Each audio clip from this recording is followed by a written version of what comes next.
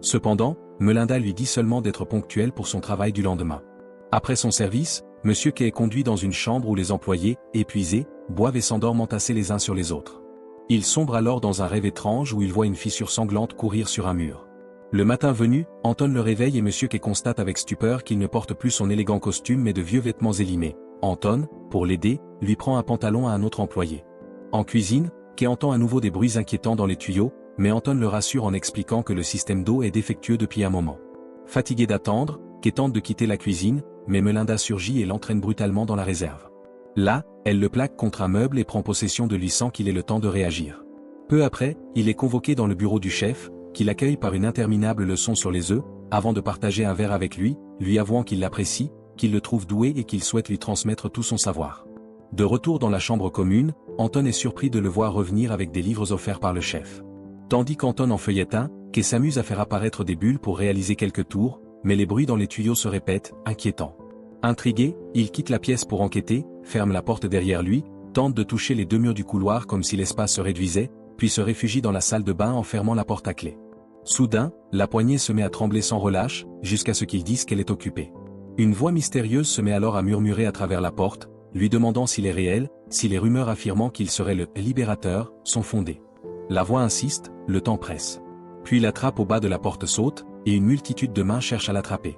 Qu'elle les repousse de coups de pied en clamant qu'il se trompe de personne, mais les mains persistent, agrippant sa jambe, jusqu'à ce qu'il murmure qu'il n'est personne. Alors, elles disparaissent. Terrifié et désorienté, K décide de passer la nuit entière enfermé dans la salle de bain. Le matin, Anton vient le chercher pour le travail et trouve K pâle et malade, vomissant. Sur les murs, le mot « libérateur » est maintenant inscrit en rouge. Anton, sceptique, croit à une farce de vandale. Pendant qu'il travaille, Anton confie qu'il vit à l'hôtel depuis 7 ans et ne se souvient même plus de sa dernière sortie, ignorant donc l'emplacement d'une éventuelle sortie. Au même moment, le chien de la gérante vient renifler au pied de K, puis la gérante elle-même entre en cuisine. K tente de la suivre, mais après quelques couloirs, il la perd de vue. Désespéré, il va trouver le chef et annonce vouloir démissionner, espérant être renvoyé. Mais le chef, au contraire, lui propose une promotion, ce que K refuse. Le vieil homme éclate alors en sanglots, tombe à genoux, implore et serre K dans ses bras en lui demandant sa confiance. Finalement, il le conduit à son nouveau poste, lui offre un chapeau plus prestigieux, attisant la jalousie d'Anton. Après le service, K tente de parler à son ami, mais Anton, furieux, l'accuse d'être ambitieux et de ne penser qu'à gravir les échelons, peu importe qui l'écrase sur son chemin. Ébranlé, K retourne dormir dans sa chambre, où les bruits des tuyaux persistent. Par précaution, il tend une corde entre la fenêtre et la porte. Le lendemain, il découvre que la corde est détendue, la pièce a rétréci. Pris de panique, il court voir Anton pour lui prouver que l'hôtel se contracte, lui montrant qu'il peut désormais toucher les deux murs à la fois. Anton refuse d'y croire, mais en arrivant en cuisine, il découvre un chaos complet. L'espace se réduit, les cuisiniers s'entrechoquent. K supplie le chef d'ordonner l'évacuation, mais celui-ci refuse, répétant qu'ils doivent continuer à cuisiner pour leurs invités. K explose de colère, saute sur les tables, tente de convaincre les employés que leurs vies sont en jeu, mais les cuisiniers, obéissants, se contentent de frapper sur leur casserole, couvrant sa voix. Le chef s'effondre de douleur à la poitrine, mais persiste à ordonner l'expulsion de K. Jeté dans le couloir, la porte verrouillée derrière lui, K erre, cherchant les deux sœurs. Dans les couloirs encombrés de meubles que les clients n'arrivent plus à garder dans leur chambre trop étroite, il aide les vieilles dames à déplacer leur canapé. Elle lui parle de la présence divine qui habite cet hôtel. Puis, de retour chez elle, elle joue de la musique à tue-tête en chantant. Dans sa propre chambre, K découvre une carte dans un tiroir, alors que les vibrations des tuyaux s'amplifient. Il fixe la carte au mur, ajoute une feuille où il dessine un quartier, puis se procure de la craie pour marquer les murs et le sol à mesure qu'il explore, construisant un plan de plus en plus complexe. Mais plus la carte grandit, plus il sombre dans la folie, criant à travers la fenêtre qu'il ne renoncera pas. Les couloirs s'emplissent de meubles, le chien de la gérante lèche les murs, et soudain le courant est coupé. Dans l'obscurité, K est surpris par la lumière d'une lampe torche. C'est l'homme qu'il avait surpris sous son lit, silencieux, qui laisse tomber la lampe avant de disparaître. Quand la lumière revient, il réapparaît, immobile, au bout du couloir, sans répondre aux questions de K et reculant dès que celui-ci tente de s'approcher. Le lendemain matin, K se réveille dans son lit et découvre le vieil homme endormi à ses pieds, comme une ombre persistante, énigmatique et inquiétante, dans un hôtel dont les murs semblent se resserrer inexorablement sur lui. Sur la scène d'un cabaret, Monsieur K exécute son numéro de magie. Ses tours sont impressionnants, mais le public reste indifférent, absorbé par ses propres conversations. Plus tard, il arrive dans un hôtel isolé où le chien de la gérante grogne à son approche. Le lendemain matin, il doit se produire dans un café du coin, mais la gérante refuse de lui indiquer le chemin avant son enregistrement. Elle l'emmène dans sa chambre et lui expose strictement toutes les règles.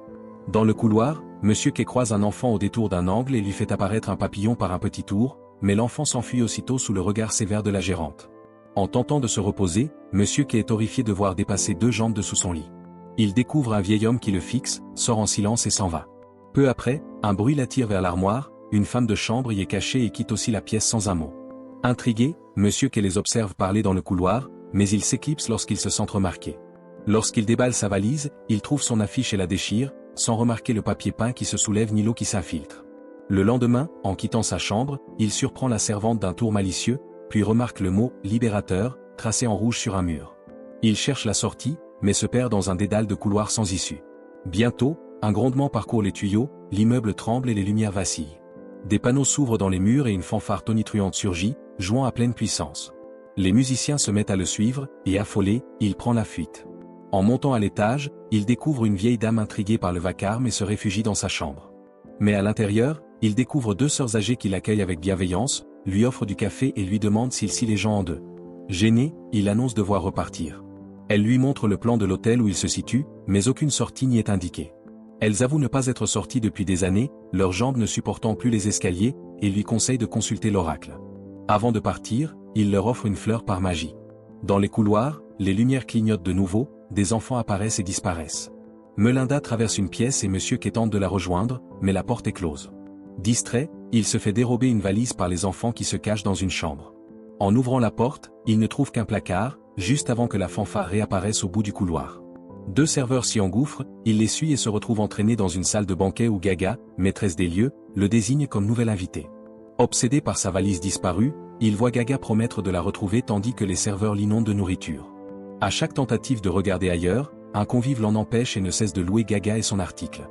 De retour, elle parle de sa troupe comme de la tournée du siècle, puis part se baigner tandis que ses musiciens l'éjectent dans le couloir bondé. Le tumulte lui fait comprendre qu'il a manqué son engagement. Un serveur lui met un plateau dans les mains et Melinda l'entraîne avec d'autres domestiques jusqu'aux cuisines. Revêtu d'un tablier, il est poussé dans une chaîne de préparation culinaire où des dizaines de cuisiniers s'affairent. Anton, un des employés, lui explique que Melinda est la fille du chef et qu'il est chanceux d'être accepté ici. Pour prouver qu'il n'est pas l'un d'eux, Monsieur K improvise des tours avec des œufs, les fait léviter et les jongle sous les regards stupéfaits, incapable de s'échapper de cet hôtel labyrinthique qui semble refermer ses murs sur lui. Il essaie de réveiller l'homme endormi à ses pieds, mais celui-ci reste totalement inerte, comme s'il était plongé dans un sommeil trop profond pour en sortir. Plus tard, alors que K continue de travailler sur sa carte obsessionnelle, l'homme silencieux se met à le suivre dans les couloirs, presque comme une ombre muette qui ne le quitte pas. K, intrigué par cette présence tenace, finit par lui offrir un encas que l'homme accepte sans un mot, avant de disparaître subitement. Ce n'est qu'à ce moment-là que K, seul de nouveau, remarque avec horreur des tentacules visqueux et mouvants qui s'agitent à l'intérieur des fissures du mur. Saisi d'effroi, il soulève le papier peint et découvre une étrange créature organique, une masse grouillante de tentacules qui semble incrustée dans la structure même de l'hôtel. Quand il ose la toucher du bout des doigts, les tentacules se tordent et tout le bâtiment se met à trembler violemment, comme si la créature et l'hôtel ne faisaient qu'un. La gérante, qui sent le danger, commence alors à chercher la cause de ces secousses. K, paniqué, tente de détacher l'organisme du mur avec un plateau métallique, mais chaque tentative fait trembler de plus belle l'édifice, les lumières vacillent, et des tuyaux éclatent dans un bruit assourdissant.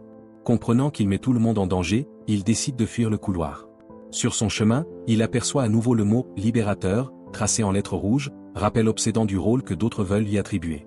De retour dans sa chambre, il retrouve l'homme silencieux qui l'attend, impassible. K boit quelques gorgées d'alcool pour se donner du courage, puis, en se retournant, découvre une famille entière assise au bord de son lit, comme si sa chambre était devenue un lieu de réunion. Dans le couloir principal, la gérante, elle, s'efforce de maintenir la créature contre le mur, comme si sa survie en dépendait.